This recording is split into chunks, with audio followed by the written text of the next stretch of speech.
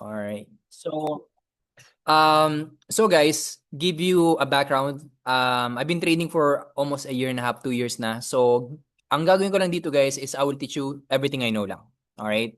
Madaming strategy diyan, madami kayong pwedeng i-follow. Walang sa trading guys, walang tamang strategy. Yan sasabihin ko sa inyo guys.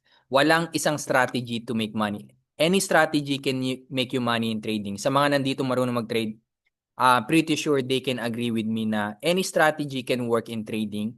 It depends on how you use it. Also, gaano ka discipline. Right? So ngayon, pakita ko sa inyo guys, I'm gonna talk about SMC. Okay? What the strategy I use is smart money concept. But before I go there, okay?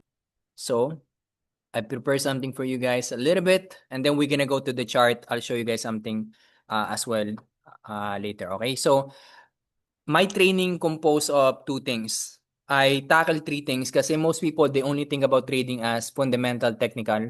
But I always start with mental, okay? So, I prepare you guys. So, sa mga marunong na be patient lang, okay? I'll just go over this for maybe 2 to 5 minutes para lang yung mga bago dito talagang maintindihan nyo what you guys should be expecting, okay, sa trading. So, the very first one, if beginner ka, you shouldn't be coming here to think na you're gonna make money. Okay? Your mindset should be, you're a student. Hindi ka pa magmimik ng pera dito consistently. You're just here to learn. Okay? Kasi most of people lose money because they're trying to chase money. Kasi guys, if you chase money, you'll always lose 100%. You might win one time, you lose 3 times, and you wonder bakit di ka nakakapera. Kasi your mindset is wrong. Okay? Ito, it can apply to anything. I've been in the business entrepreneurship for 5 years. I'm very heavy in mindset. I don't care what you do in life. Pero pag wala kang proper mindset, kahit pumasok ka sa trading na to, you're not gonna become successful. So, think about, you're here to learn, not to get rich.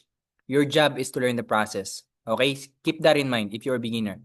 Second, losing is normal, guys. If you're new and you're here, alam ko, ang goal mo kumita ng pera, pero pag ang mindset mo lang is you don't want to lose, then trading is not for you. Okay? Losing is part of trading. That's why I always tell people, when you lose, it's not a loss. Think about this like a tuition fee. It's like a tuition fee for you to learn the process. If you lose, think about that. Why did you lose? It's like your tuition fee, like going to school. Hindi naman free talaga matuto. Right? Free yung community natin, guys, pero hindi talaga free matuto in technicality. When you lose money, that's the price you give to the market na kailangan mo matuto sa mga losses mo. Right? Your mindset shouldn't be, I must win every trade. Your mindset should be, or a good mindset is, I must follow my rules every single trade. That's what's gonna set you apart from people that winning one day, losing the next day, winning one day, losing the third day and fourth day. I've seen those people and I still see those people. Right? Kasi habol nila lagi wins. Alright? So, again, be okay with losing. Pero don't be okay to just lose and not learn anything. Then you're just wasting money. That's wasting money. You guys agree? When you lose and you don't learn and you do it again and again, then you're just basically throwing money. That's what people say it's gambling. When you're gambling, you basically 50-50. So if you do that in trading, then it's the same. It's not gonna be different as well when you're starting a business na hindi mo alam. Diba? So losing is normal in trading. Third one, your goal as well is to protect your money. Okay? Your goal is not to lose big. Dapat nga yun yung challenge nyo when you're beginner. Kung mag-start ka sa $100, ang mindset mo, hindi how much I'm gonna make. Ang mindset mo, how long can I keep this money with me? Can I keep this money for 1 month? Kasi it means you have discipline that most traders don't have. I can promise you guys.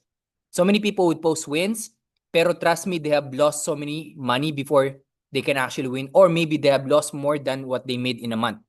Right? Ang goal mo should be protecting that money no matter what it takes.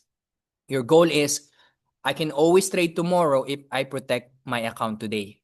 Always say that, guys, kasi masakit sa feeling yung naubos ka na ngayon, magdi-deposit ka na naman tomorrow. Okay? And then you do that again next week. So, yun yung pag beginner ka, your first one should be, I'm not here to win, I'm here to learn, and I'm here to also protect my money lang. Yun lang yung goal mo. Pag naprotektahan mo yung money mo yan na nagtitrick ka for the whole month, even though hindi ka malaki yung profit, trust me guys, you are learning. That most people have is survival. Alright? Trading is patient and survival, right? And protect your money all the time. Okay, so you can trade for the next day. Fourth one, you don't need so many trades, guys. So I'm gonna give you guys a strategy I use. I used to trade so many times. I trade 30, 40 times before, 50 scalping a day. Pero trust me, guys, it's draining my brain. I don't want to do that anymore. I trade less now. Still want to be consistent with it. And I'm gonna show you the strategy I use. Kasi more trades doesn't mean you are making more money. Sometimes more trade means you are exhausting your decision. All right? You're making so many decisions in a short period of time na eventually emotion will kick in. Right? Guys, remember this. Trading is this. It's a skill of patience. Right? Narinig ko to the other day, guys, na ang real challenge of trading is when you have a strategy and the market is moving and you're just watching the chart to get it to your strategy and to your point of interest. Yan yung pinaka-challenge ng trading. Right? Gaano ka ka-strong, tingnan lang yung market na pupunta talaga sa strategy mo. That will help you guys in the long term. Alright? So think about that. You don't need so many trades. Okay? Tip 1, follow your rules all the time, not your feelings. Kasi guys, coming from experience this, every time emotion kicks in trading, you will lose money almost all the time. Right? Kasi when emotion controls you, you money controls you, and you're basically you're basically throwing your money na. Kasi that's where fear comes in, that's where greediness come in, and basically hindi ka nag-trade based on logic and learning. You're just basically trading impulsive, right? Wala kang sense of direction talaga yung trades mo, like emotion lang. But rules will always keep you safe, guys. Okay? That's what you're gonna be learning in this journey. And last one, accept this, guys. If you're a beginner, the market will do whatever it wants. You cannot control the price, or when you enter, say, okay, gold go up, it's not gonna go. Kaya nga, smart money concept din yung papakita ko sa inyo guys later, kasi big organization moves the market. I'll explain that to you later. So, you can only control your risk, not the market. Okay? Market does whatever it wants. Your job in trading is to react, not to predict. Nobody can predict the market 100%. If that's the case, then trading would be, most people do. Pero hindi nga eh. Right? And trading, sadly, is not always for everybody. Kasi kung di mo magawa tong isang to, your emotion, then you're gonna have a hard time. And if you don't follow, if you don't control your risk management, then you lose money all the time, right? If you accept all these facts, guys, this will remove stress in your journey. So now that I get that out of the way, yung mindset, para alam nyo guys na hindi ganun ka-easy yung trading, pero it's simple. This is why we do this training, alright? So, let me introduce to you guys, ano nga ba yung strategy yung ginagamit ko? So, para lang mag-gets ng mga beginners, what I use is called Smart Money Concept, and nag-add ako dito ng confirmations along the way na ginagamit ko. Support, trend line, and resistance. So this is some of the confirmation I use with my strategy SMC. So bakit SMC? Smart Money Concept basically means guys na ito yung mga big players move the market. Ang tawag sa atin guys, we are the retail traders. Okay? Kahit pag samasamahin pa natin, kahit sabihin na natin 1,000 tayo dito, magti-trade tayo at the same time, magbabay tayo ng gold. Guys, hindi natin mamumove yung market. Right? It doesn't matter how much money we put in there. Only big movers, big players, whales can move the market. Right? Retail traders, dyan tayo pumapasok. So, sumasabay lang tayo sa ginagawa ng market. Right? That's why we react to it. Pero price action leaves clues. Alright? Yan yung makikita nyo mamaya pag pinakita ko yung chart. So, the very first one is market structure. So, ano nga ba yung market structure, guys? So, market structure composed of 4 things. Higher high, higher low. Okay? HL. Higher highs, higher lows. LL, LH, downtrend. Okay? Pakita ko sa inyo, guys. Lower low, lower highs. Breadth of structure and change of character. So, if we look at that, if I show you that in an image, this is how it looks like. And then I'm gonna get to the chart, okay? So, higher high, higher low. So, pagpataas yung market, guys. So, let's say this, okay? Let's go here. I'm gonna draw something for you guys. Pagpataas yung market, something like this, okay? Is what we call what? This is what we call uptrend. Alright? Very easy, di ba? Uptrend, pataas. Nakikita natin umangat yung market. When the market is doing this, okay, ano nakita natin? Downtrend, right? So, easy to see. When the market is doing this, okay, what is the market doing? Consolidating or sideways. So, it means it's just going to your support and resistance, right? Just going up and down. So, bakit importante sa akin to? Kasi, in trading, there's something you call na you never go against the trend. The higher probability of winning is you go along the trend. Right? I've learned my hard way dito na I tried to counter the trend. I've lost money and sometimes it still happens pero I'm aware na. Okay? So, when the market is going up, you most likely would want to look for a buy. Okay? Buy ka sa support. Okay? Doon ka babay sa support. Alright? Papakita ko sa inyo guys. So, ano ba yung higher highs? So, kung pa-uptrend yung market guys, okay? It's creating higher highs. So, sabi nga kanina, right? It shows higher highs. So, sa mga beginner, higher highs basically just means higher high. So, higher high, okay? All right? And higher low. So, HL. So, higher high, okay? Right. Where's na lang to? Higher high and higher low. Okay? So, bakit ba sinasabing higher high, higher low to? Kasi itong high na to mas mataas sa previous high. Make sense? Itong low na to mas mataas sa previous low.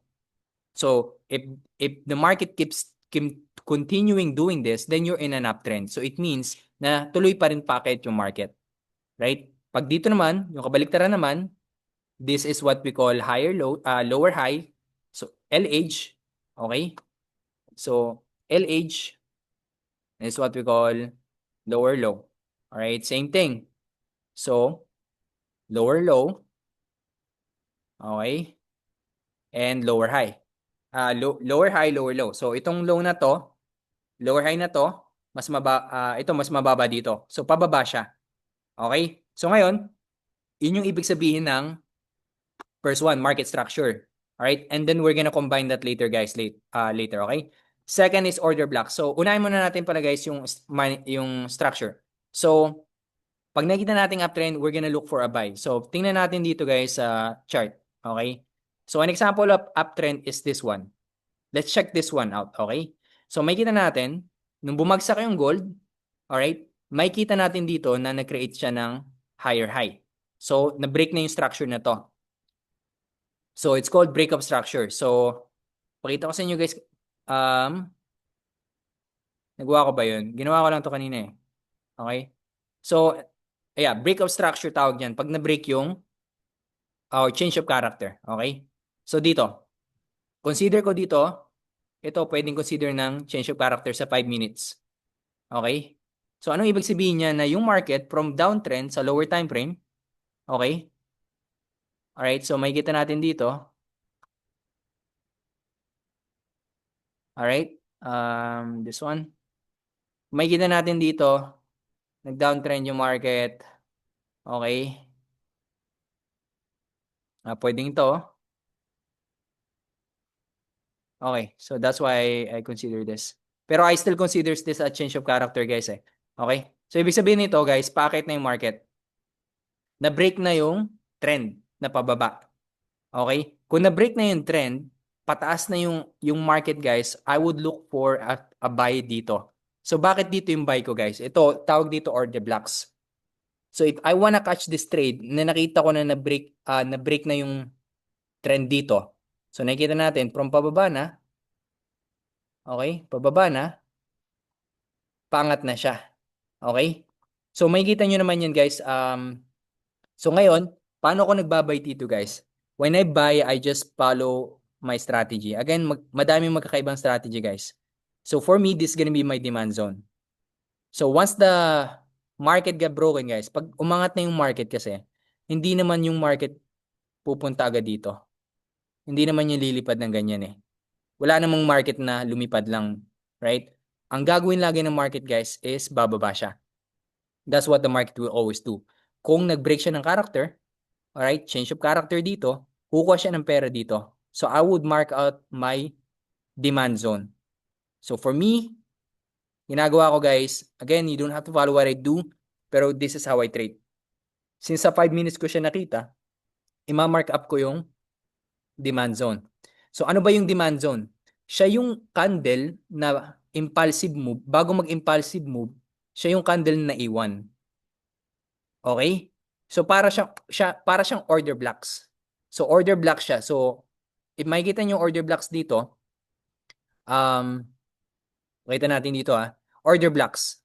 Order blocks are areas where institution place large orders. So, paano yung malalaman may large orders? Kasi biglang lumipad yung price. 'Di ba? Makikita mo biglang umangat dito. Binasag to, umangat to, yung previous candle na naiwan guys, this previous candle dito, that's what we call order blocks, which is either supply and demand. Okay? Support or resistance. So, paano ko i-determine ang mga yan? So, makikita mo impulsive move, then itong naiwan dito. Makakita pa tayo ng iba't ibang example. Okay? So, I can buy here. Right? So, an example dito is price tends to return to these zones. So, pag may impulsive move, guys, binabalikan yung zone na yun. Not 100%, kasi trading naman, guys, hindi naman siya 100%. Pero that's my confluence when I enter the trade. Okay? Pina-follow ko yung rules ko, guys.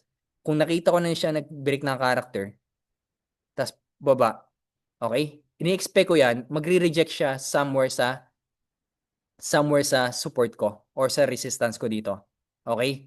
Pero, kung hindi ka sigurado niyan, ang iniintay ko dyan, kung nag-break na siya ng character, is magbabay ako. Ang interest ko ngayon, hanapin ko yung impulsive move, and then hanapin ko yung demand. So, ito, nakikita ko, meron ditong demand zone. So, most people would do this as well. Maglalagay sila ng support dito. Okay? May support kasi dito, di ba? Bumaba, ni-respect. Kaya kasi nilalagay ko ng demand zone kasi zone. Zone siya eh. Right? So, the price will play in this zone. So, maglalagay ako dito ng buy. Okay? So, kung umangat siya, magbabay ako dito. So, ito yung order block. Okay? Ito yung demand zone. Itong candle na to. As you can see, ito yung candle before mag-impulsive move. So, place the demand zone, stretch it out, and then I would place my buy here. Sa very top ng demand zone, okay? So, maglo-long position ako dito, guys. Right? And then, I would erase this. Yung kaya kong erase. Pinaka bottom wick. So, hindi ko eksakto sa wick nitong candle na to. Okay? Pero kung gusto mo talaga ng high probability, you'd be trading here.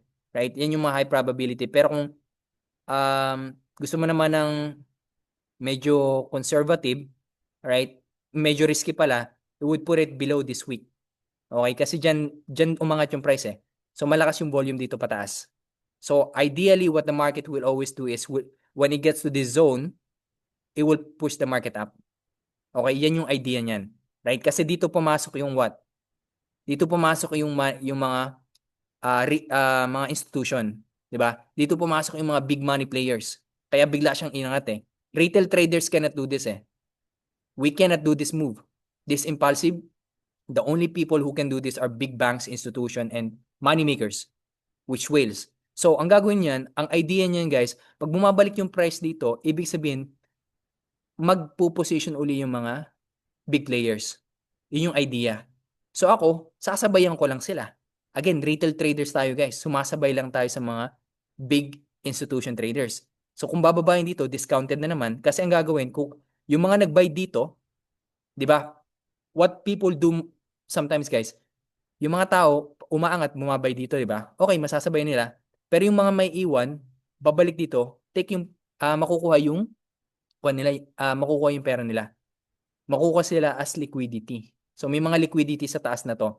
So, ngayon, kung mag-e-enter ako ng buy dito, saan ko ita-target yung sell ko? Kung makikita nyo guys, nag-play lang yung price dito. Right? As you can see, the price is moving up and down dito. So, ngayon, kung nandito yung order block ko, magta-target ako ng TP na usually you go for 1:2 or 1:3 ratio. So, in this case, sabihin na natin conservative ka lang, you would target this kasi may resistance dito eh. 'Di ba? So, ngayon, ita-target mo lang dito guys is this 1:2 ratio. So, kung sumabay ka diyan, right? 1:2 yan. Let's say naka-risk ka ng $10, you win $30. Right? Kung naka-risk ka ng 100, you win $300. Ganyan lang ako mag-trade, guys. Hindi ako yung pasok dito, labas dito, pasok dito. Kasi, again, when you do so many decisions in short amount period of time, yung decision mo sa sobrang dami, is gonna get fatigue. Yun lang sa akin. You don't have to follow what I do. Pero that's how I learned the hard way. Right? So, ganyan ako mag-trade, guys. So, pag napasukan ko na yan, hold ko yan. Either mag-hold ako, tatarget ko yung, minsan nagtatarget ako 1:3, 1:4. Right? Sabihin na natin, ito yung nakikita ko, itong zone na to. Okay? Let's say yan. Kasi, bakit dito? Dito may resistance. Okay. Ano ba yung resistance, guys, sa mga baguhan? Okay? Draw natin yung kanina. Resistance means, guys, is this. Okay? Ceiling. Okay? Resistance, ceiling. Parang kisame siya. Ibig sabihin, yung price umangat doon, ni-reject. Ito namang ilalim, we call this support. Alright? We call this support or, okay, lagyan natin. Support or floor or demand. Okay? However you wanna say it. Okay? Or supply sa taas dito. Madami kasing terms, pero they're all the same. Okay? So, ano ibig sabihin nito? Pag umangat yung presyo, got rejected here, we created a resistance or ceiling. Okay? Bumaba dito, nireject dito, nag-create tayo ng support. Umangat dito, ibig sabihin, respected pa din to. Okay? Ganun lang naman. You buy low, idea lang ng trading, guys, is you buy low, you sell high. You buy low, you sell high. The question is, when do you buy and when do you sell? This is where this strategy comes in. Okay? So, kung alam ko namang pataas yung market, so as we can see, again, sa market structure, paangat tayo, kasi nag-change tayo ng character dito. So, paangat tayo, maghahanap ako mag-buy kasi pa-uptrend yung market eh. If I'm seeing that the market is going up, okay, paangat, I would less likely look for a sell. Kung maghahanap man ako ng sell dyan, mag-i-scalp lang ako. Kasi I don't wanna go against the trend. Sino dito yung nakasabay na sa trend and nasunog lang? Okay, good question from Brian. So bro, how I find resistance is based on candle.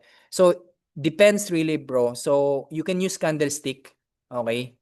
So when you're looking for resistance, weak lang naman, bro. So sa mga baguhan, weak tells a story. Okay, let's say this one, di ba?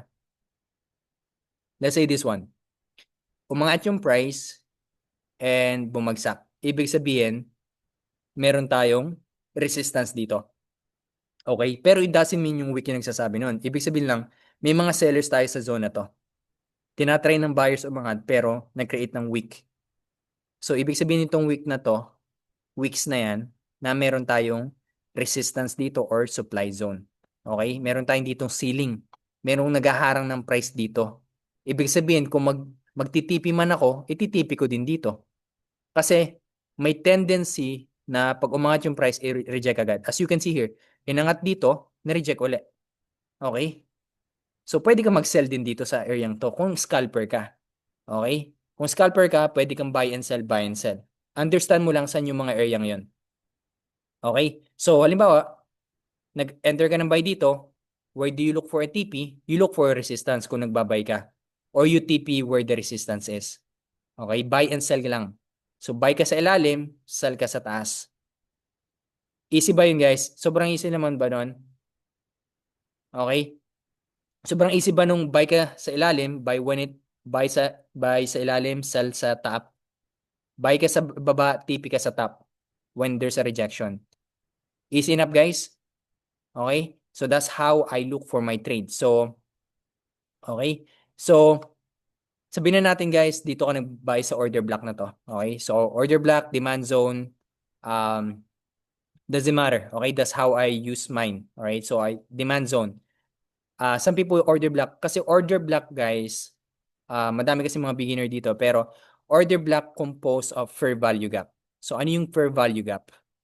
So dito, fair value gap, guys, is a gap between candles showing inefficient price movement. So price often returns to fill the gap. So if we're gonna look at this, yung impulsive move, guys, nag-iiwan siya ng in between. Okay? Nagiiwan siya ng gap. Kasi sa Yeah. sobrang bilis But, ng price. Sige, sige. sor- sorry, nawala ka kanina. So, I think yung signal natin dyan. Nasa Pinas Pero, kasi yeah. ako eh. Pero guys, yeah. Yeah, I know. So, Sige, sige. Go. sa fair value gap natin guys, sa fair value gap, okay? Nagiiwan niya ng gap. Nagiiwan siya ng gap. Okay? So, let's say, binalikan natin to. As you can see here guys, when you see something like this, ito, to here, so, alin dyan? Yung bottom wick nito, so top wick nung, so tatlong candle yan. Usually, makikita mo yung ganyan pag impulsive move. Impulsive move. Pwede ka diyang mag-buy and sell. Pero, since ganito guys, ito yung powerful. Pag nakakita ka ng order ng per value gap, let's say, lagay ko dyan, 5 minutes per value gap, meron ako dito. Tapos may order block ako dito, malakas yan. Kasi usually what the market will do is ipifill in nga niya yun, di ba? So what does it say here? Price often returns to fill this gap. Kasi sa sobrang lakas ng gap, may imbalance. Kasi fair value gap also guys means imbalance. May imbalance sa market. Sa sobrang lakas ng movement, merong hindi balance yung price. Biglang lumipad. So, laging gagawin ng majority of the time, what the market will do is will fill that gap. We don't know when, pero almost all the time, we see na i-fill this gap. Ngayon, do you buy now sa inside of fair value gap?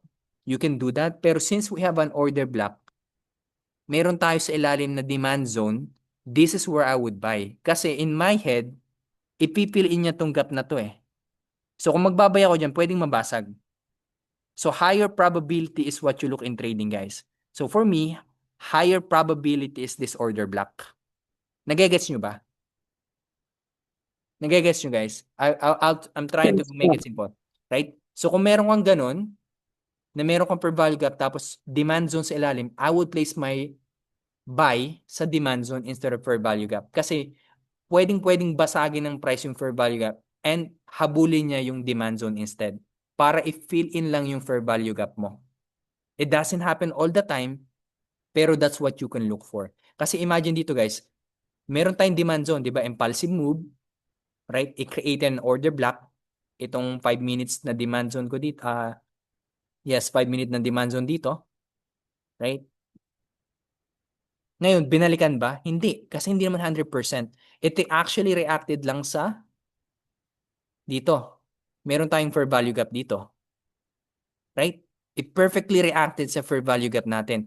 Now, in this case, guys, ito kasi it comes with experience. Meron tayong tinatawag na BSR. Okay? Ito na lang. Linya na lang gamitin ko. Di ba ito, guys, resistance to? Ito yung naging resistance. Okay, gawin nating red. Okay?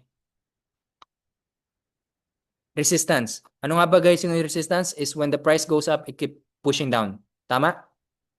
That's how resistance being made. So we know in this area na madami tayong multiple resistance. So ang gagawin ko lang dyan guys, ima-mark up ko siya ng line. So first thing you can do as well every time you chart, okay? Every time you chart is you mark up your support and resistance. So sometimes people go to 1 hour. Okay? Normally I go to 1 hour. Sorry guys, medyo lag yung internet sa Pinas eh. Ayun pala. Okay. Alright? Sometimes, you mark your resistance area. Okay, support area. So, for me, I'll mark this up. Okay, ilalagay ko dyan. Kahit linya lang yan, doesn't matter. For me, I just do this. Okay? That become a support and area of resistance as well. Okay, if I'm gonna mark up my next week, that will be my resistance area. Okay? Meron tayong support. So, marking up lang, okay? So mark up mo 'yan and mark up mo to. So madami, right? You can use this as support. The reason why, okay guys, papakita ko lang sa inyo guys paano mag-mark up ng support. Okay, support resistance. Most people do this. They mark it up kasi may support dito, may support dito. Okay? Dito resistance and support kaya nag-overlap na lang, right? You can mark up resistance dito sa higher time frame to. Right? So, para maintindihan mo, ano yung mga price na pwedeng reject ng market. Okay? Yung structure guys lang naman, ginagamit ko siya para alam ko yung trend. Okay? Ito guys, para hindi kayo malito. Um, Baka sabihin nyo kasi sobrang dami, pero market structure, you can use market structure to know the trend. Okay? Para lang malaman nyo yung trend.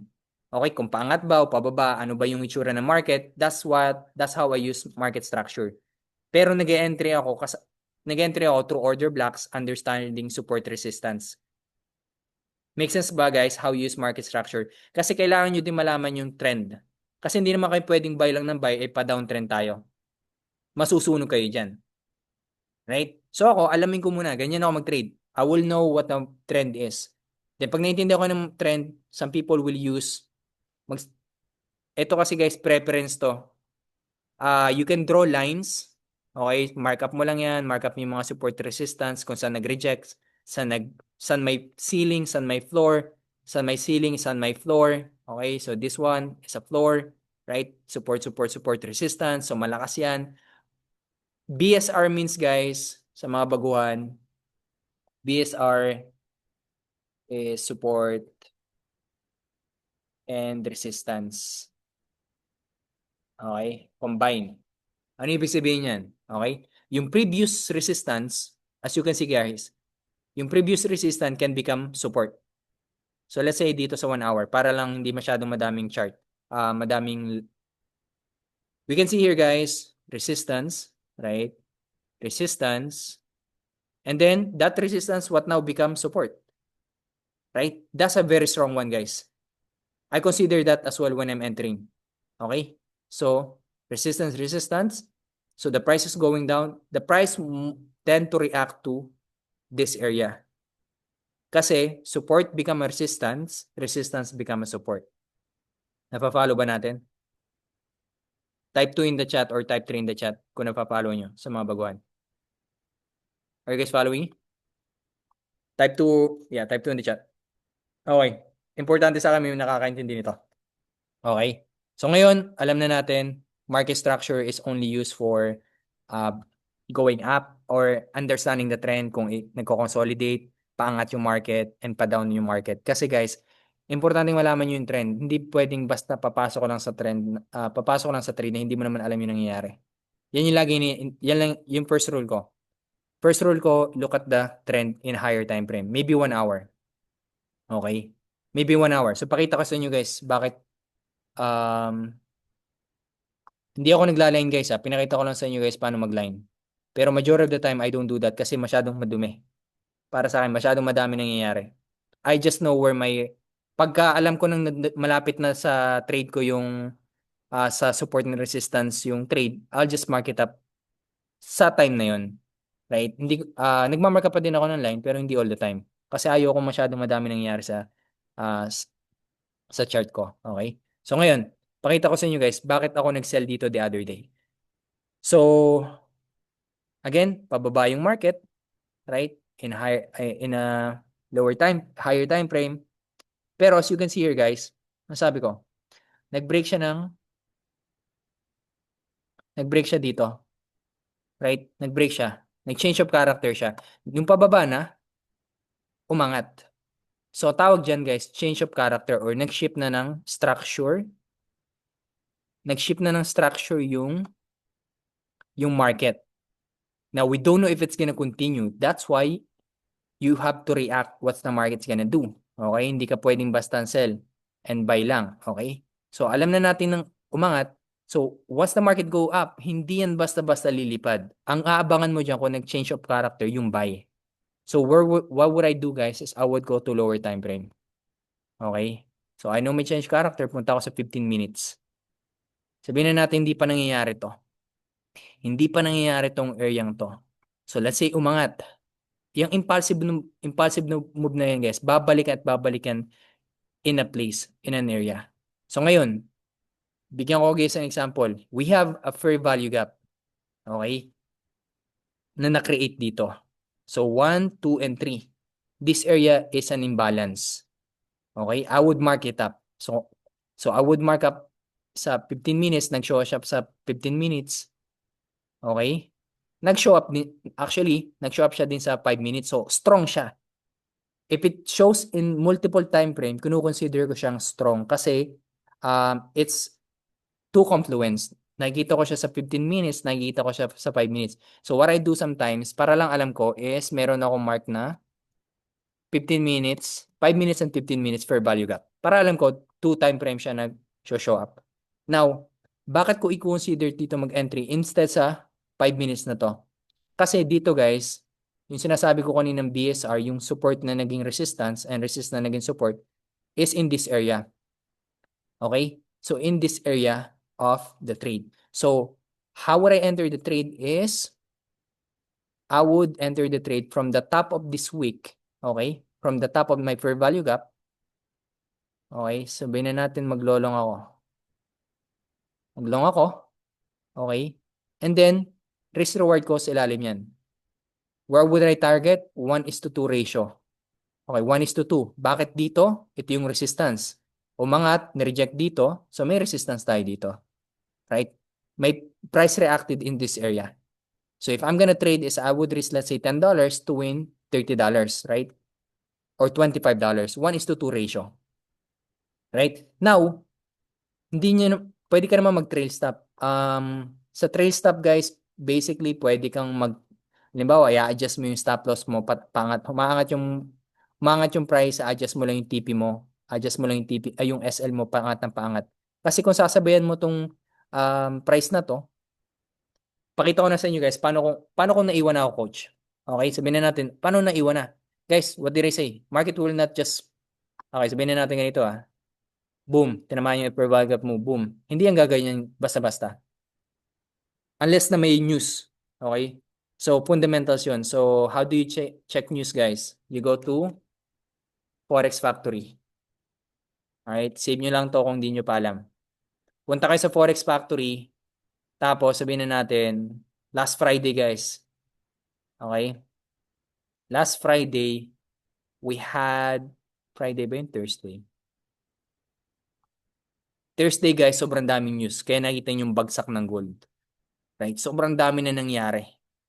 Na nagko-collapse yung gold. Even crypto right now, something's going on with the economy. Pero red folders guys means avoid the red folders, especially if you're a beginner. Okay? Avoid these red folders. Kasi we don't know how the market will react. Mahirap i-predict yung impulsive move. So, pero ito, ginawa nito nag-sell. Okay? So ngayon, nag-explain hindi man basta angat yung market. So kung naiwan ka dito, nag-TP ka na. Tapos, nire-respect pa din yung paangat. Okay? Nakikita mo, paangat pa rin yung market. Kaya importante alam niyo yung structure eh. Kasi, alam mo, nag-sell ka dito. Okay, pwede naman mag-sell, resistance. Let's say dito, hanggang dito lang. Pwede naman yan, scalp. Pero ako, alam kong paangat pa kasi I understand the market structure. Kasi dito, sa lower time frame, na nakikita ko paangat pa rin. So, makikita nyo, higher high, higher low, higher high, higher low. Kasi, hindi ko naman nakikita binabasag to eh. Tapos umangat dito. Right? Higher high, higher low. So, paano ako papasok dyan kung naiwan ako? Again, this is how would I enter, guys. Okay? So, in this case, I would, again, meron ka na ngayong support. Okay, sabihin na natin to. Support. Right? Nagmamatch siya sa resistance. Right? So, ako kung mag-enter ako dito, this is how it would look. Impulsive move. Alright? Nakita nyo guys yan? Impulsive move again, pataas. Nag-iwan siya ng order block. Nakita nyo guys? Type 3 kung nafa-follow nyo ako. Naiwan siya ng order block again dito. Nakita nyo? Right? Now, when you are placing order block, hindi ako nagpi-place ng eksakto guys. Kasi, minsan kasi tinatap lang yan, tapos umangat. I always leave room. So, 5 minutes demand. Okay? So, kung alam kong ito yung week, tapos may mga week ako sa ilalim, i-adjust ko yan at least dito sa ilalim nito. Okay? Or a little bit below. Hindi naman kailangan sakto, pero i-consider ko itong mga weeks na to. Baka puntahan kasi yan eh. Or if you wanna be more sure, is ito. That would be my demand zone. Okay? This is where I would place a buy. Alright, so I would long here and I would place my stop loss here. A little bit below. Okay? Where would I target? This one. Bakit ito? Anong tawag dito guys sa mga nakakasunod? What do you call this area? Na na-reject yung price. Type. Alright, natututo kayo guys. It becomes a resistance. So, hindi ka naman pwede maging ambitious na, okay, mag-milyonaryo na ako. Gusto ko 1:10. 1:10. Kung swing trader ka, siguro pwede. Kung nag-scalp ka lang, 1:2, 1:3 is a good ratio.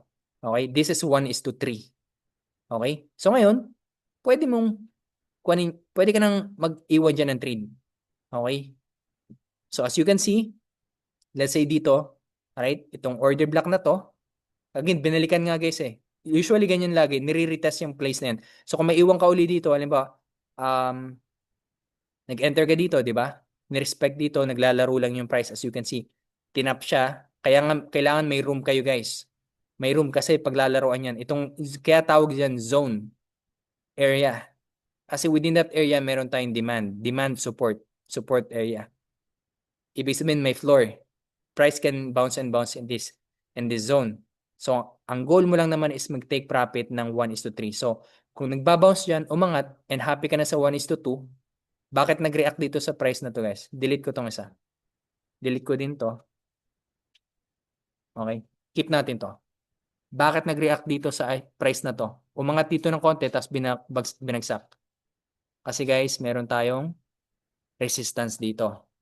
You always look to the left. Again, pag ganyan na yung ginagawa ng market guys, ginagawa ko, minamarkan ko na yung resistance and then resistance. So, when you know there's a resistance, you can sell. Buy or sell lang naman to eh. Right? Pero since alam ko paangat yung market, I will just follow the trend. Okay? Again, depende sa mga tao. Yung iba nag-scalp, you can scalp if you know where you're looking. So, I know there's a resistance dito, pwede ako mag-sell and then buy uli dito. Right? So, buy low, sell high. Okay? You can apply that. Buy low, buy sa support, sell sa resistance. Buy sa support, TP sa resistance. Sell sa resistance, TP sa support. May make sense, guys? Okay? So, ngayon, let's say umangat na yan, nakikita mo yan, naglalayo yung price, and nakikita mo naman nire-respect to. Okay? So, ngayon, nakita na natin, dito na-touch na siya, naglaro dito, umangat, 1:2. Ngayon, nakikita mo naman, di pa naman binabasag dito, nilalaro lang, right? May demand zone. You can still re-enter this. So, as you can see, kung nag-re-enter ka dito sa demand zone mo, okay, kung nakikita mo naman na pa-uptrend pa din siya, nag-re-enter ka dito, you can catch this trade again and maybe hit the 1:3.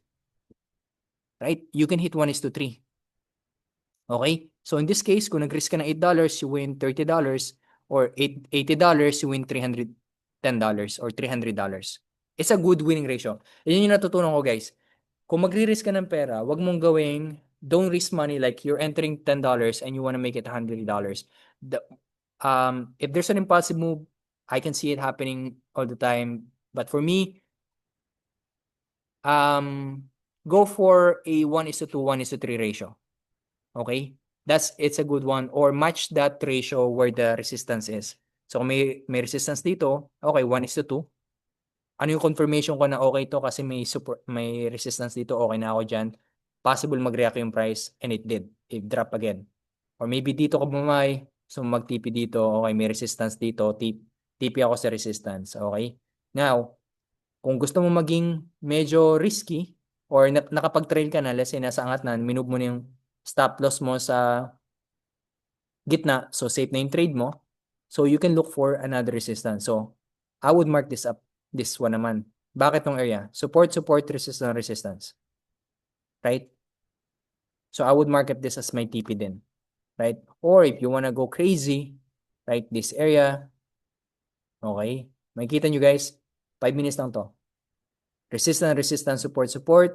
Okay, resistance, support. BSR means kung saan nagtatagpo yung support and resistance. Diyan ako usually malakas mag-react yung price. Okay? Make sense, guys? Nagigets ba? Para lang alam ko? Yes, thank you. Okay, goods, guys. So, ngayon, ganun lang strategy ko, guys. Okay? Kung pa-uptrend pa din yan, naghahanap lang ako ng mga area na pwedeng puntahan ng price. Okay? So ngayon, another example guys. If you guys remember my example dito, yung fair value gap, bakit hindi na siya pumunta ng order block? Kasi meron tayong resistance area dito na become support. As you can see here guys, okay? Kung nasa uptrend pa din tayo. This is your resistance area, right? Resistance area niyan. Ito resistance. Okay? Ito resistance. Now, anong nakikita nyo guys dito? Anong tawag dito? Can somebody type in the chat? Hindi ko muna ilalagay. Anong nakikita nyo guys? What do you see in that area after that impulsive move? Bar, Fair value gap. fair value gap or imbalance.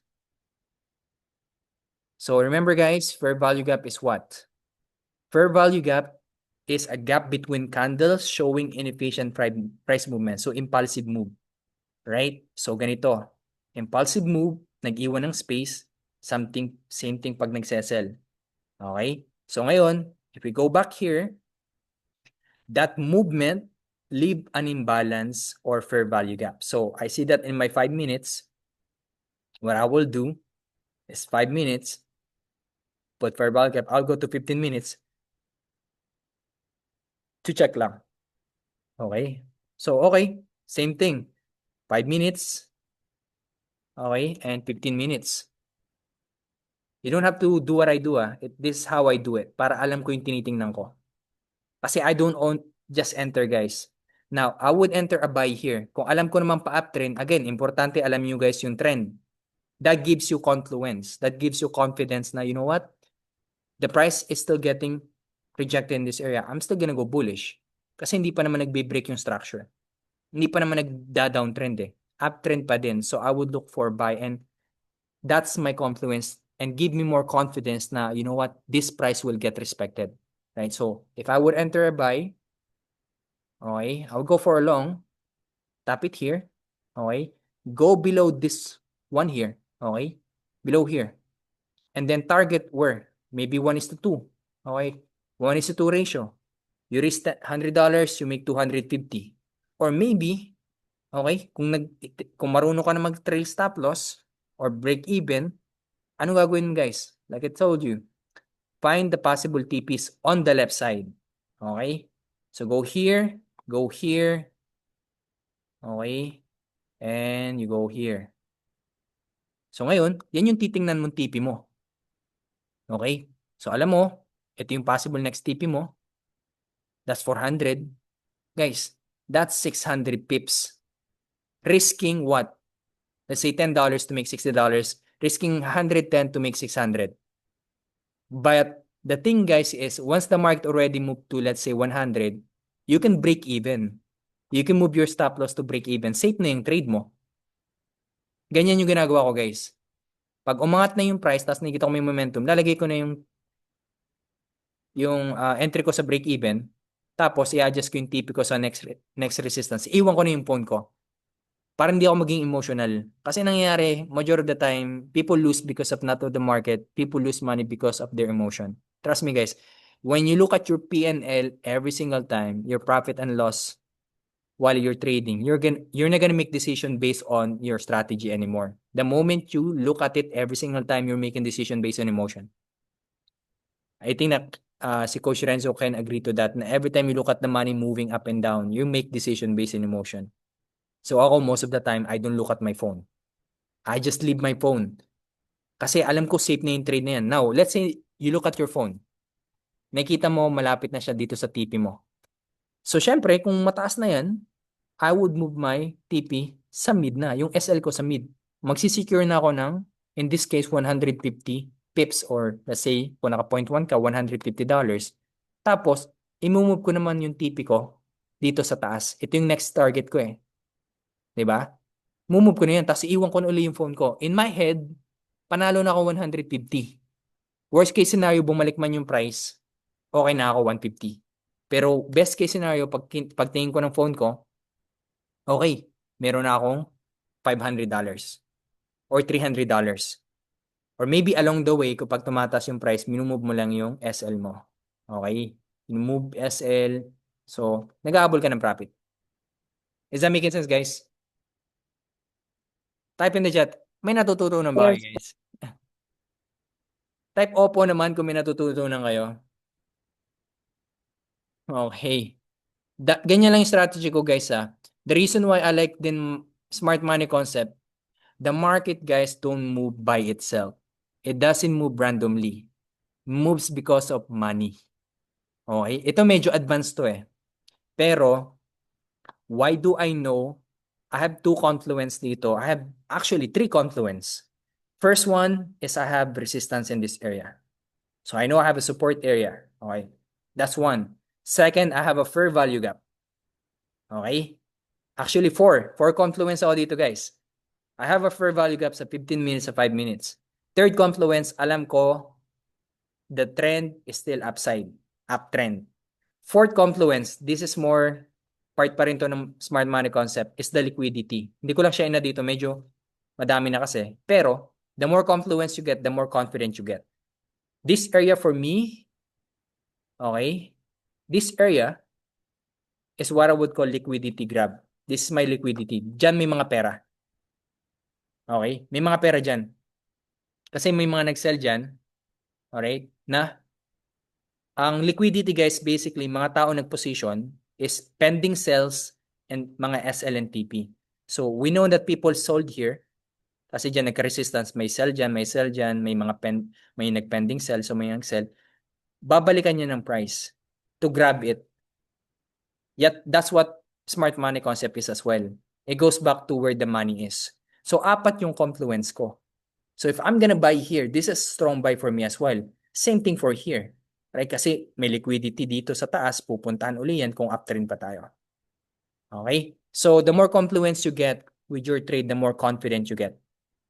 Alright? So, now, ngayon, halimbawa ganyan, nireject na dito. So, I know may resistance dito as you can see. Merong resistance dito. Okay? Bakit ito? Guys, papakitaan ko kayo ulit, okay?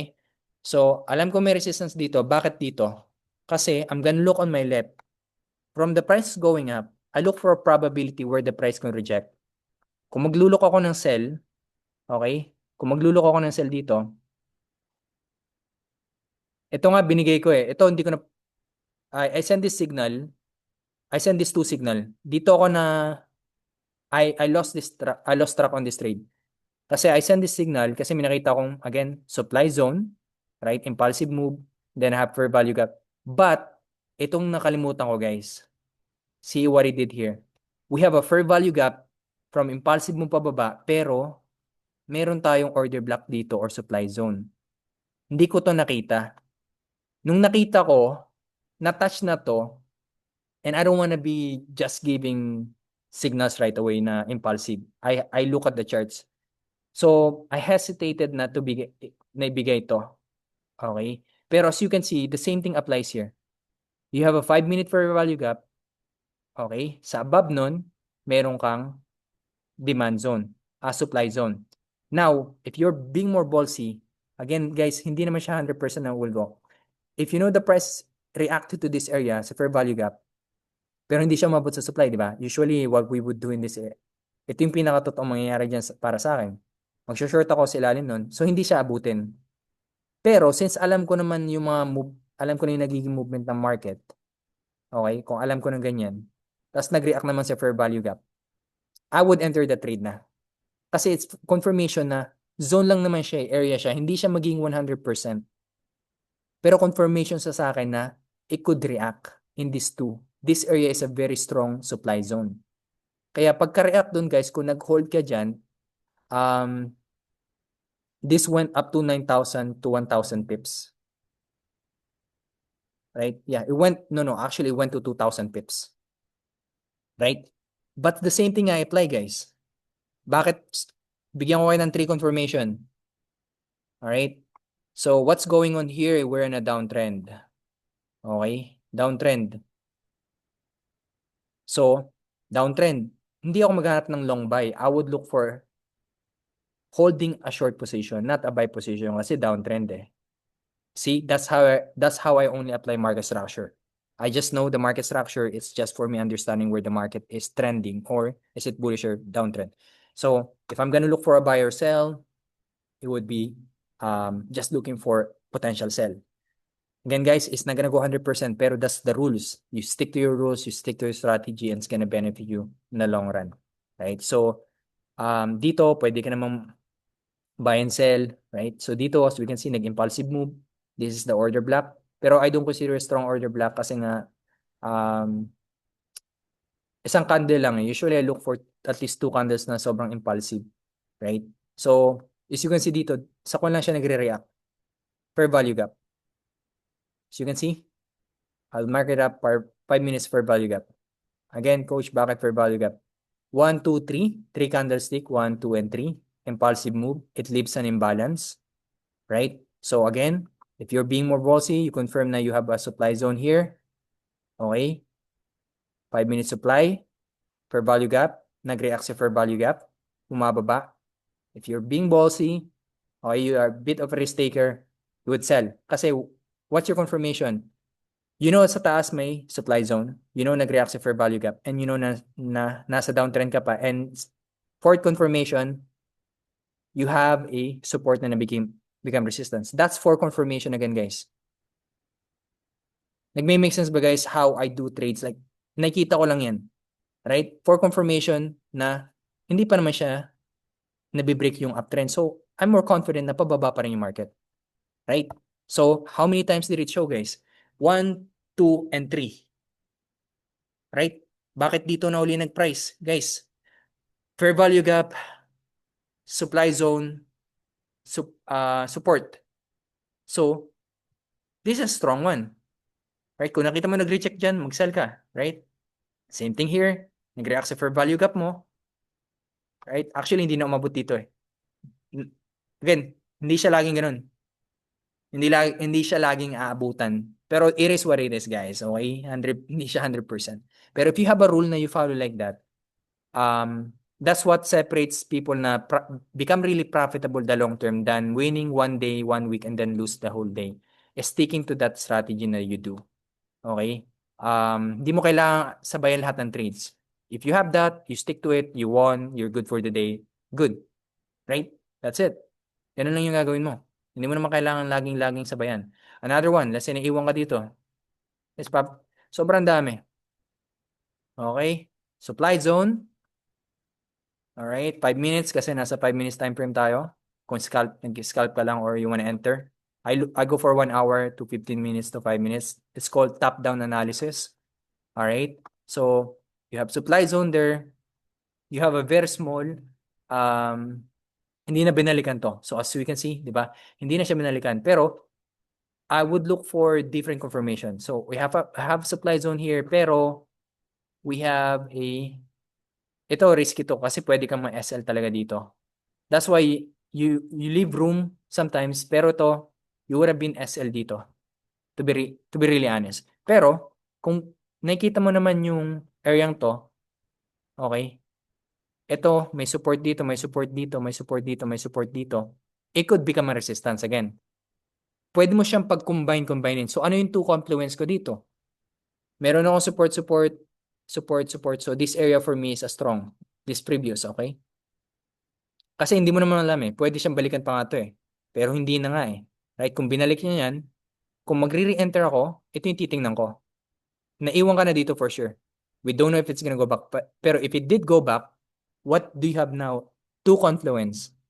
Downtrend, and then you have support, and now you have a resistance. So if you're gonna sell, if you see the market is going this, tapos nahihirapan siya, this strategy it's hard to use pag sobrang lakas ng volume. Don't use, it's hard to do support resistance strategy kapag sobrang bilis ng volume kasi babasagin lang yan. Pero kung nakikita mo umangat, nahihirapan siya, possible na tinatry i-push ng buyers pero may mga sellers pa rin talaga. So what do? You look for a sell. Pero do you just sell? Pwede kung wala ka pang strategy. Pero if you would consider this support, resistance, support, this would be my area of interest. Then I would wait for the price to go here and sell. So this would be a very high risk sell to para sa akin. Pero I would still consider it. Since meron naman akong supply zone dito, medyo risky nga lang to. Right? I would do this. Sa top week lang na to. Okay, sa top week lang na to. So if I lose, I would lose, let's say, $70, $14, or $70. And then I will target 1:2. Actually, 1:3 yan. Then you win what? You risk $70, you win $260. Do you guys understand the strategy na? Na-understand yung strategy niya na I go for a risk-reward ratio. And the reason why I decide the risk-reward ratio because I look at different things. Hindi ako, usually pag nag-TP ako, I don't just TP. Kasi nga, hindi ako lagi naglulok ng phone ko kasi nakakaba yan eh. Nakakaba kasi yung phone kapag nakita mo yung presyo, umaangat baba.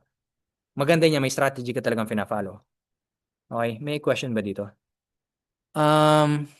Coach, yung bullish na candle, is it considered as or may 3 bearish candle kasi after eh? Ito ba? Anthony, just so I know. Ito ba? Magaling sa candlestick din dito to si Coach Magic. Pero I just use candlestick as confirmation din. This is a doji candle. March 13, 3 a.m. March 19, 3 a.m. Okay, we go here. Yung kanina. Ito, 3 a.m. Okay. Ito. Oh shit. Saan ba yan? Ito. Okay. Good question. Bullish na ba yan? Good question yan. Kasi minsan guys, nasa hindi pa to nangyayari. Ayan, wala pa yan. Ay, wala pa yan. Huwag niyo muna tingnan yan. Ngayon, if you want a confirmation na, kasi risky to guys eh. Right? Either you go with the trend. Kaya nga, your trend is your friend. So if I know it's going down and wala pang confirmation, kasi magbabay lang ako guys dito to be honest. Ito magbabay lang ako dito kapag ang ginawa na ng market ganito. Patience to guys. Kasi downtrend eh. Magbabay na ako dito kapag nagbago na ng structure yung market. Let's say yan, 5 minutes. Tapos ang ginawa ng market ganyan. Maglulok na ako ng buy dito. Again, hindi mo kailangan sabayin lahat ng trade. Kasi pag ang ginawa mo nag-buy ka dyan, may ipit ka eh. Right? What's best? You protect your capital. You look for a more confident entry. Sa trading guys, hindi mo kailangan sabayin lahat. Right? You look for, this is where I would buy. Kung na-confirm na sa akin na, let's say dito lang, okay?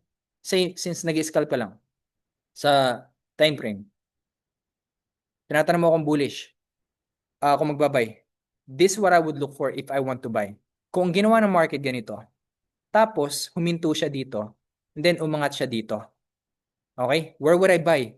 I would wait for the price, okay, to react in this area. This is a resistance. Okay? I would wait for the price to go here and position a buy here. Kasi dyan yung naging resistance.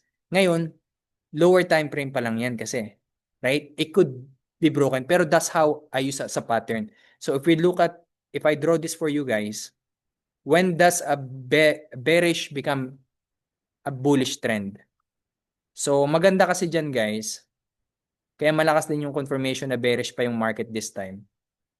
Delete na nga natin to. Ayoko nagkikip ng line eh. Masyadong magulo.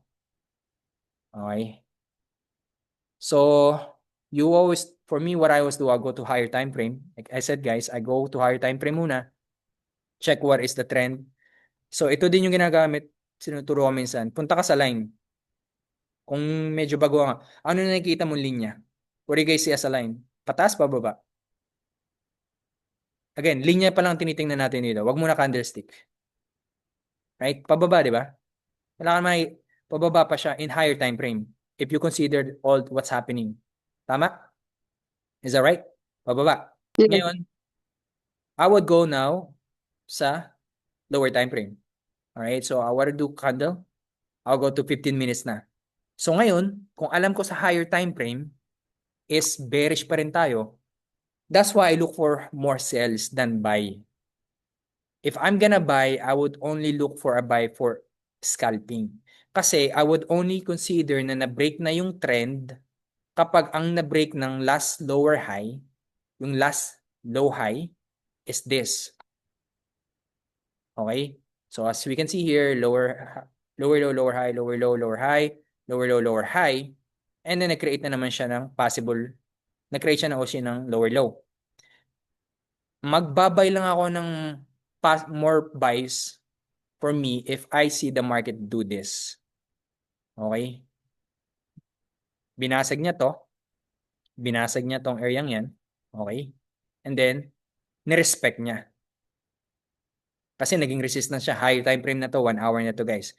Then, nirespect niya na to. Ibig sabihin, this area is being respected. What the market will do when it get respected, pag ang ginawa na ng market, ganun, magbabay na ako dyan. 2 confirmations sa higher time frame. Tapos, imamatch ko din sa lower time frame.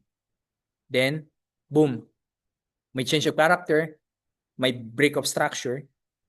Okay? Break of structure, continuation. Then, it means this is high probability na bullish na tayo. Right? Pero sa ngayon, sa ginawa ng market, ito guys, ito yung analysis ko for this week lang. Again, you don't have to follow.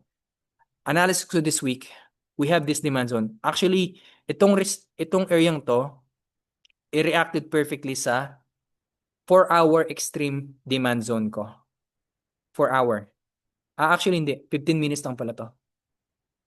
Kaya naglulok ako sa left, guys. So, wala nang data dito eh. Right? Nabasag na to eh. So, pag nababasag yan, you always look to the left. So, scroll to the left. So, what I would do is scroll. Okay? And then, I would look for my demand zone. Alright? So, bakit yan? Guys, simple. Demand zone, impulsive move, you have an order block, a demand zone, stretch it out all the way. Now, do we know if it's gonna get rejected that area? We don't know, pero that's why you put the zone. Pero look what it did, guys. Okay? Wala akong buy limit dito eh. Nag-withdraw na ako nun eh. Hindi na ako sumabay. Guys, the first one, it touches. That's a sniper entry, guys. Boom. Lumipad. Demand zone, order block. Pero to medyo risky to kasi 50 minutes malaki to eh. So kung i-refine mo yan, punta ka. Pero pwedeng kasi probability. So siguro magre-risk ka dito ng let's say $10, right? Ikakash mo yung demand zone. Malakas kasi yung demand zone to eh kasi ang laki eh. Right? So if na-enter mo yan, sniper entry yan, pangat. Ngayon, how far do we know the price will go up? We don't know. Right? That's why we only react. So, kung nasasabayan mo yung mga buy na yan, you always look to the left kung ano yung resistance. Right? So, ngayon, dito, kasi ang idea kasi guys ng trading, ganito. Alright? So, idea ng smart money concept. So, you created higher high, a higher low. Now, if you buy here, kasi may demand dito, you look if this area is gonna get broken. Kung na-break yan, we're gonna continue on upside. That's how market structure and smart money concept applies. If it gets broken, what the price will do again is either, and you're gonna watch. You're gonna watch if magre-respect dito sa area yan, okay? Or pupunta dito. Anything inside here na ni-respect, let's say ni-respect dito sa demand area mo. Let's say ito, na-break siya, pero it doesn't mean na downtrend ka na. Ang downtrend is pag ang ginawa ng price, ganito. Okay? Let's say lang. Paano magpalit ng structure? Okay, higher high, higher low, higher high. Now, if the price, instead of continuing up, it stopped in the middle, nirespect yung supply zone mo dito, then bumaba. And then, nag-create nito. Okay? Ito yung tinatawag natin, guys. Itong area to is what we call change of character. Nag-shift na yung structure. This is more powerful sa higher time frame. Pero you can scalp in a lower time frame. So 15 minutes or 5 minutes. Okay? So let's say in higher time frame bullish tayo. So this is higher probability. Buy. Pero kung higher time frame bullish tayo, pero sa lower time frame nag-create siya ng break of structure, temporary lang 'yan. Most of the time temporarily siya kasi nga hindi siya nagmamatch sa higher time frame. So I always match 1 hour to 15 minutes to 5 minutes. Okay? Hindi mo kailangan mag-rush ng enter ng trade, guys. You need to do your analysis muna. And when you are already aware of this, it takes 5 to 10 minutes to analyze a trade. Would you guys rather know what you are entering than impulsive move? Sino yung gusto dito mag-enter lang kapag pasok, pagkakita pa lang sa market? Or you guys wanna enter because you understand what you're doing? That's how I trade now. Hindi na ako nafo-FOMO. Nafo-FOMO pa rin pala ako, guys. I lied. Pero hindi na katulad before. Right? I stick 8, 9 times of the time, I stick to what I use. Right? So, ganyan nagbe-break ng structure. Kung pa-uptrend, instead na umangat, na-respect yung supply, bumagsak, na-break yung lower low, yung higher low pala, nag-create siya ng pababa ng lower low. So, nag-create siya ng, tapos ang ginawa niya uli, ni-respect niya to. Alright? Or ni-respect niya yung supply dito. So, continuation. Pero minsan kasi guys, you don't know, right? Kaya nga lower time frame can be tricky. Kaya ang ginagawa lagi, the 1 hour time frame should match the lower time frame for me to do a trade. Right? Higher probability kasi pagka ganun eh. Right? So, pag ang ginawa niya, binasag uli dito, so ang gagawin ko, maghihintay akong i-respect tong area to. Para mag-create ng higher low, higher high, higher low. Kasi hindi naman binasag to. Tapos ang gagawin uli ng market, angat uli siya. So, nag-create na naman ng higher high, then higher low, and so on and so forth. Okay? That's how I look market structure. Nagme-make sense ba, guys? We're gonna be done in 7 minutes. Okay? So, ngayon, guys, you can try that strategy. Okay? You can try the strategy. You can apply yung sa unang ginagawa ko, guys. So, bigyan ko kayo ng list. First thing I do is I look at the chart, okay? Okay. Technically, you're gonna look at the chart. So, first thing is I would go top-down analysis, okay? So, you go 1 hour to 15 minutes to 5 minutes, okay? Okay? Check the structure. Check the market structure. Okay? See if bearish or if downtrend or uptrend. Okay? Now, mark your support and resistance or order blocks or supply and demand, however you want to call it. Supply and demand. Okay? Mark mo lang yan. Mark mo lang yan kapag nakita mo, and then confirm another confluence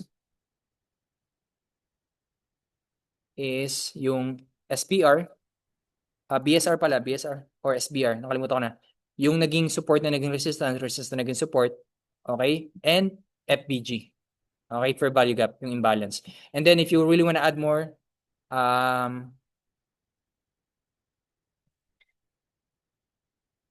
wala ba ako?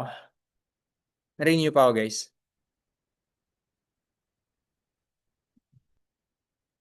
Hello, hello? Wala. Wala na naman ako, guys. Nawawala ka, coach. Oo nga So, eh. naglalag siya. Sorry. Sorry guys, tatapon ko na yung laptop kung bagal ang internet dito. It's okay. Okay, yan. So if you wanna add more liquidity,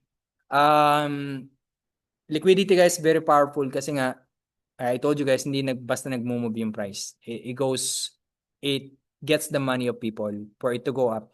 So another way na explain ko, bago umangat yung price, kukuha siya ng gasolina dito, wala naman nakapag-drive ng straight, di ba? Kailangan mo mag-gas.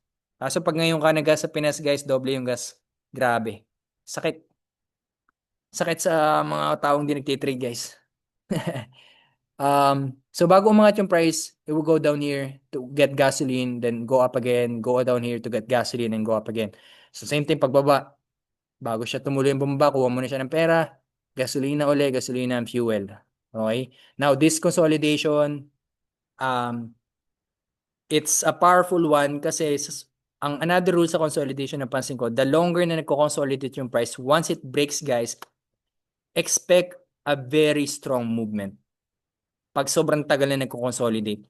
So, napansin ko to, nung nagpunta ako sa 1 hour, pakita ko sa inyo guys ha. Ito 1 hour, sobrang lakas nung dito. Okay? 1 hour, what do we see in 1 hour? Support, resistance, support, resistance, support. resistance, and so on. Right? Then, look what he did guys here. Okay? Na-break yung support. Okay? Na-break yung support dito. Now, entering a consolidation, it's either you wait for a break and retest. So, kung na-break to, so makikita natin, pwede yung break and retest. Ayoko na kasi masyadong madami nito. Next time siguro yun. Pero, sige. Bigyan ko kaya. So, if this consolidation got broken, nag-break dito, hintayin mo yung retest. In this area, itong pinakalas na to, support. Okay? Support. Kung nakita mo na break siya, wait ka for a retest. Itong area to. Saka mag-entry. Okay? For higher probability. Pero kung ball sikat, nakita mo dito, sell ka agad, sell ka agad dito, go for it. Pero what I would do is wait for a reversal or retest. Right? Hindi naman basta, hindi natin, yun pala, I don't wanna say too much. Pero hindi natin masasabi dito agad. What I wanna do, if it get broken here, I will go to lower time frame. Ito example naman to guys, how to enter when a consolidation got broken. Okay? So let's say ito yung area, di ba? Support, nagko-consolidate, consolidation, nakikita naman natin. Pero pwede ka pa din mag-trade sa loob niyan. Pinakita ko na sa inyo guys 1 hour. Okay? So dito, paano ka mag-enter dito? Okay? Paano mag-enter dito? Guys, impulsive move, na-break na yung resistance, so na-break na dito, di ba? Na-break na yung floor. Goes down, goes up again. Now, you know na probability na nito na pababa to. Again, we don't know yet. Pero I'll wait what the market will do. So, kung nakikita ko dito, na nakita natin 5 minutes nag-impulsive move. Ito, movement na yan. Daming bearish, di ba? Ang gagawin ko dyan, order block. I would mark up my order block. Supply zone. What's my confirmation again, guys? It's a strong one. You have a 5-minute what? Per value gap. Okay. So ngayon, ito ang powerful. Nag-overlap yung supply zone mo, nag-overlap yung per value gap mo. Alright? So, yun, saan ka mag-enter dyan? Pwede ka mag-entry dito sa overlap na to, or mag-entry ka sa fair value gap kasi may confirmation ka. Kasi, or since nag-overlap sila, i-consider mo tong dito ka mag-entry. Right? Dito sa bottom ng supply zone mo. Right? You go for short. Kasi, na-break na yung consolidation pababa. Right? So, this is what you do. And again, I've seen it enough na pag sobrang tagal ng consolidation, guys, normally it would freaking go down or up. Depends on where it breaks. So, this would be my reward ratio. Right? Medyo sa taas lang ng konti. So, $70. Right? And then, I would target, punta ako sa left side ko. Right? I'll go to my left. Mark out my demand zone. Okay? Scroll to the left. Bagal ng net. Grabe. I guess, magdadata ako. Try ko. Okay? So, go to the left. Hanapin lang natin kung saan ka pwedeng yung mga zone mo. Yung mga key point mo kung saan ka magti-TP. Bagal, guys. Okay. Okay, go to the left. Go to the left.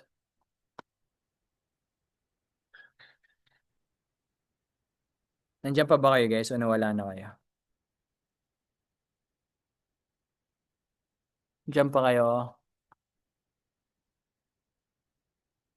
Okay. How to find liquidity? Yes, coach. Nandito pa kami. Okay, how to find? Liquidity is basically where the money is sitting. So, it's, I would recommend someone to watch. Kasi yung liquidity, madami yan. Pero try ko mag-explain. Ay, grabe. Masyado na pala tayong malayo sa 5 minutes. So, I will go to 15 minutes. Kasi zone lang naman hinahanap natin. Okay. So, saan ba tayo nag-sell? After consolidation, di ba? Okay, ito. Dito. So, kung nag-sell ka dyan, saan yung first TP mo? So, you know na price went here. So, this is your first TP. Where would be your second TP is this week. Okay. So, actually, hindi ko na pala kailangan lumayo eh. Right. So, you go to 5 minutes again. Alright? So, saan? Okay. But you guys get my idea, right? Umangat, sell ka, kasi na-break. Okay, another confirmation dito, guys. Okay. Is this one. From lower time frame tayo two things na nag-match dito, guys. In higher time frame, we know gold is still bearish. Yes, madami mangyayari sa lower time frame. So, dito, nakita natin, na-break yung structure, naggawa ng higher high, higher low, right? Dito. Pero as you can see dito, binasag na yan. Right? So, nagmamatch na what? Nagmatch yung two. Higher time frame, nagmatch na bearish. Lower time frame, nagmatch na downtrend. Meron tayong change of character dito. Okay? Change of character means yung sa lower time frame mo, nabasag na yung pa-uptrend, change of character. Then, may another confirmation tayo dito na break of structure. So, pag nagko-continue yung trend, guys, it's called break of structure. So, dalawa na yung confirmation. Right? And binasag pa siya.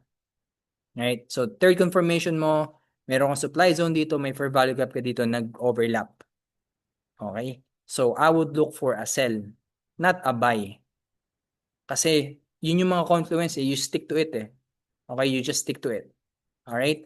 Now, you go for a sell, you target TP1. Say, ito, sabihin na natin, nag-risk ka lang ng $70 and you wanna win 1:2. Sabihin na natin, di ka greedy. 1:2. Is it worth it to risk $70 to make, let's say, 1:2? And if you wanna go really deeper, you target the very bottom, 1:3. Right? And then maybe you trail stop, then congrats, nasabayan mo yung impulsive move during news. Boom, bumagsak. Right? Bumagsak siya. Now, when do you look for an entry? Same thing you apply. You apply the same strategy. Dito, may impulsive move, may order block, hindi na binalagan. That's okay. That's how trading is. It's not 100%. Now, okay, bumagsak. Now, nakita mo dito, nagka-order block, nagka-supply zone ka ulit. Boom. Market out. Right? Now, in their supply zone, meron kang fair value gap. Okay? So, you have a fair value gap. You have a supply zone. Alright? Boom. You enter a sell, maybe 1:3. So, if you put here a trade, okay, short position, sell ka dito. Alright, you target above here if you wanna be more risky, or you just target here kasi may potential rejection kasi ito yung support in a lower time frame. Ito yung taas ng fair value gap mo. So, high probability. So, I would always leave at least few pips, right? So, maybe dyan ako sa taas yan. Then, I would target 1:2 or 1:3. In this case, it went to almost 1:5 ratio, right?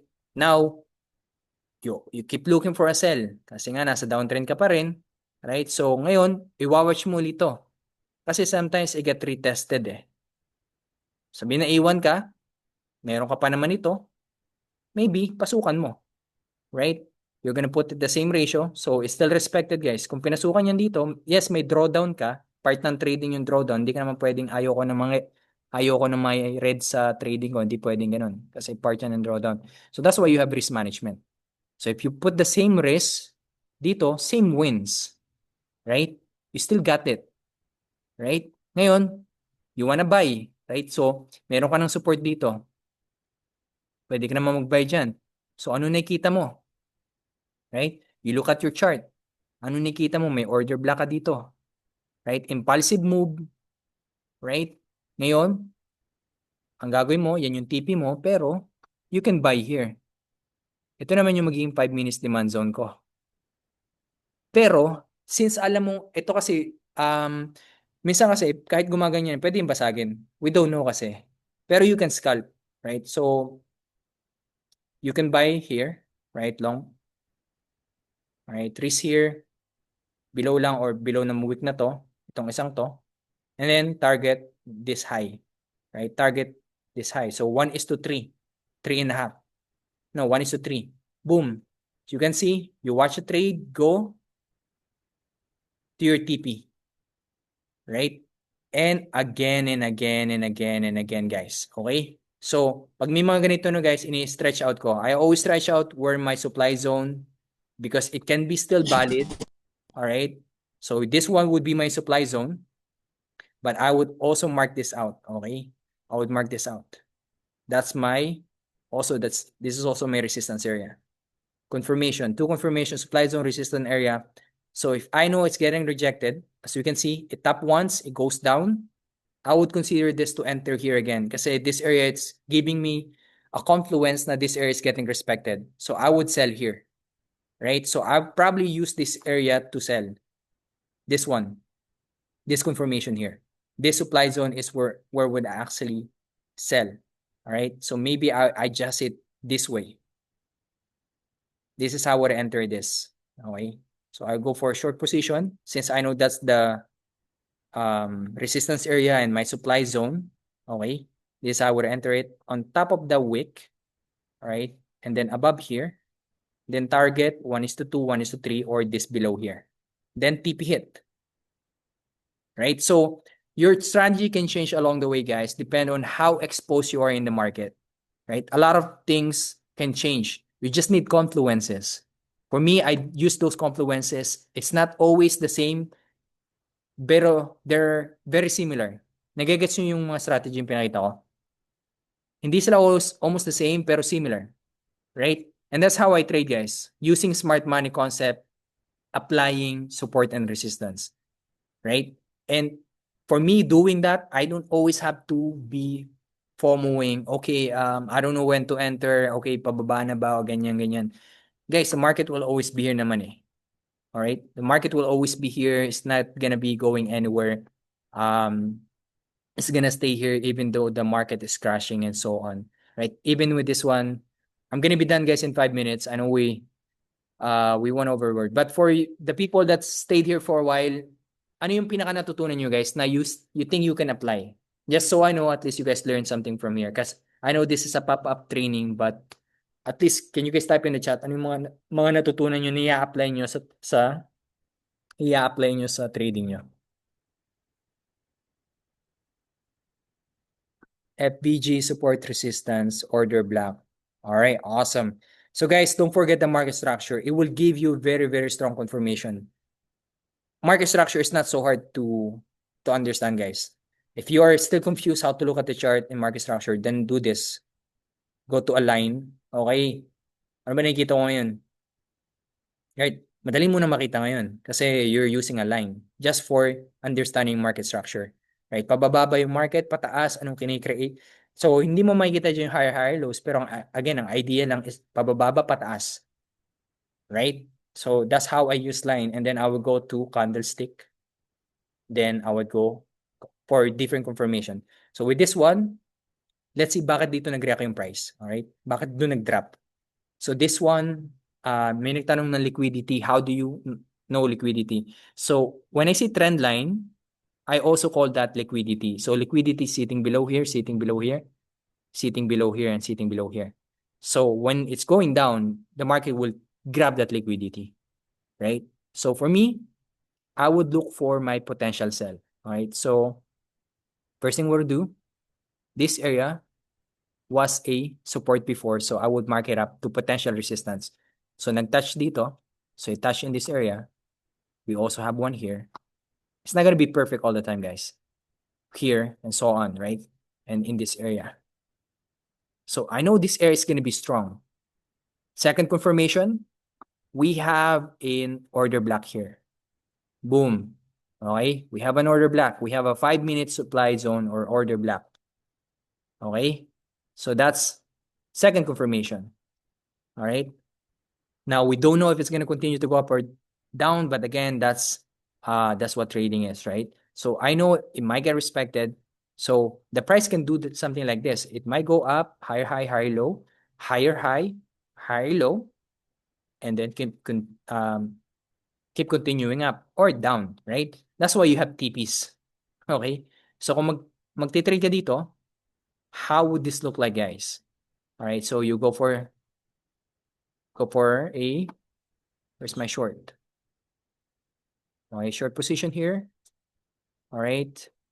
And then, let's say 60 pips. All right. And then you target 1:3 or 1:2. Doesn't matter.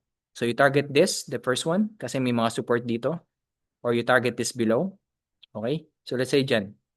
This is 1:2.5. Or 1:4. Right? Not so good in math. 6:12. Yeah. So 1:3. Right. So that's good. Right. Or maybe you you go to a higher time frame. So this is how I look at it. So I'll go to 15 minutes. Okay. So this is how I set TP in a wider perspective. Okay. Di-delete ko na itong mga linyan to later. Okay. So, delete na natin to. Okay. Alright. So ngayon, if I'm in a 15-minute time frame, okay, I would look for potential TP, TP. Okay, this is TP, this is TP, this is TP, this is TP, and TP. Right? I would just go a long way. Right? And then keep doing my strategy, applying it. All right. So here, 15 minutes order block, you have a 5 minutes order block, or supply zone, keep continue doing it, and then you have a fair value gap. Actually, ito yung mga hindi ko nasabi din guys, okay? If you're trading in a lower time frame, anong mas malakas sa dalawa? Always higher time frame is stronger than the lower time frame. So if you apply yung ginawa nating strategy na supply, you're finding supply and the fair value gap in much higher time frame, then you would have caught this even better. So you have a 15-minute supply zone here. Okay? And then a 15-minute FBG. Right? So I just changed it to 15 per value gap. Right? So if I know that the price reacted here, right, in this area here, actually, kung nag-sell ka dito, right, you know there, may fair value gap here, may supply dito. So area to is a strong supply zone, rejection area to. Right? Kung nakita mo nag-reject na agad dito, I would sell here. Okay? So that's how I would sell, and then you would also catch this. So yan yung isang confirmation. Second confirmation, in a 15-minute time frame, you also see a break of change of character dito. Okay? From an uptrend, you have a normally I would go for, kaya meron akong change of character dito kasi ito yung pinaka lower low. Ito yung pinakahuling lower low. Then nagtumigil dito and then na-break. So, second confirmation ko yan. So, and fourth confirmation ko is it matching my higher time frame. Yan, paulit-ulit lang strategy guys, di ba? Kaka-boring. Paulit-ulit lang. Ganun lang. It's matching now my higher time frame na bearish. Then, it just gives me more confidence about this trade if I'm gonna enter it. Right? Rather than entering na you don't even know why you're entering. Okay? So, yun lang guys. Yun lang yung mga na-apply ko. Then, mag-answer lang ako ng mga question. Resistance, okay. Ito pala yung mga sinabi nyo na gusto nyo. Okay, fake outs on trend lines. Oops. Okay lang. Okay, may mga pumapasok pero I think we're good for today guys. I have this recorded so I will try to upload this. So yung mga gustong manood, let me know lang. I'll probably share it. Pero that's how I use smart money concept guys. With support and resistance, simple lang naman strategy ko. Right? I still apply yung mga basic na support resistance. I just add more confluences. Kasi the more confluence you have when you trade, the more probability of you hitting your trade. Rather than emotion, rather than FOMOing, rather than revenge trading. I've experienced all this, guys. I'll be honest, it still sometimes it hit me. Right? Kasi napo-FOMO ka, nakikita mo yung mga tao. Diba? Let's say this one, pababa na pababa. Pwede mo namang sabayan. Diba? Pwede mo sabayan. Pero you just know when you're gonna enter. Kung pababa yung market, then hanap ka na lang ng position to sell. Don't just sell. Kasi, maybe tama yung pasok mo. Tama yung alam mo na pababayan. Pero kaya ba ng pera mo? Right? Say pababayan. Right? Saka mag-enter dyan. Mag-intay ka ng mga confirmation mo. Don't just sell. halimbawa, nag-sell ka dito. Let's say, pera mo $100. Okay? Nag-sell ka dito. Ito kasi, nakita mo, bababa, di ba? Oh, shoot, bababa siya. Right? Ito.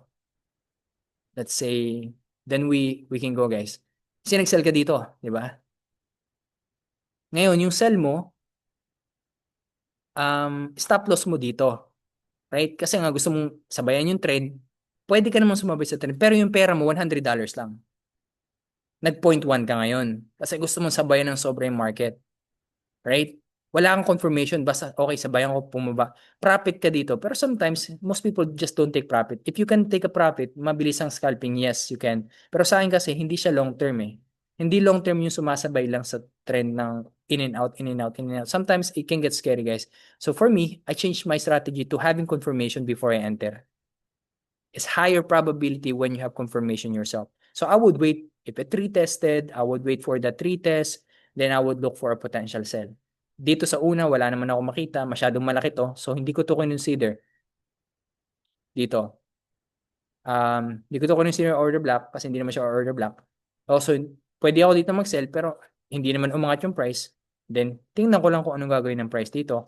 Now, dito nakita ko, nag-create siya ng order block, 5 minutes, biglang bumaba, nag-create ng fair value gap. Boom. Now, I have my rules. I have now my strategy. That's why I'm gonna enter for a sell na kasabay ko pa rin yung trend. Is that making sense, guys? What I'm trying to teach you guys is what would help you guys in the long term than making profit short term o yung mga saglitan. Right? Kasi I don't know how many people are you here to really treat this as a long-term career.